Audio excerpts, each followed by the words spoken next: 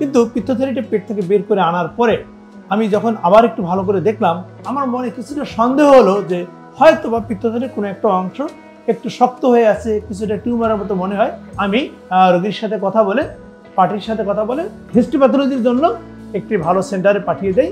Unfortunately পরীক্ষা নিরীক্ষা ওনারা করে দেখলেন যে পিত্তথলিতে ক্যান্সার। ওনার বা এই রোগীর একটু হিস্টোপ্যাথোলজিটা আপনাদেরকে দেখাতে চাই। এইটি হচ্ছে একটা হিস্টোপ্যাথোলজির রিপোর্ট, চমৎকার রিপোর্ট করেছেন। সেখানে কমেন্টস করতে গিয়ে তারা লিখেছেন অ্যাডেনোকার্সিনোমা ওয়েল ডিফারেন্সিয়েটেড। অ্যাডেনোকার্সিনোমা মানে ক্যান্সার, অর্থাৎ পিত্তথলির ক্যান্সার। সেই ক্যান্সারের অনেকগুলো গ্রেডিং আছে, গ্রেড 1 অবস্থায় আছে। বাস অন্যান্য অবস্থা ভালো, শুধুমাত্র যে ক্যান্সারটা সেটা আর্লি অবস্থায় ছিল। এই যে কোনো একটা ডিজিজকে নন ক্যান্সার মনে করে সার্জারি করার পরে সেটি যদি ক্যান্সার শনাক্ত হয়, এই ধরনের শনাক্তকরণকে বলা হয় ইনসিডেন্টাল ডায়াগনোসিস বা ইনসিডেন্টাল কার্সিনোমা।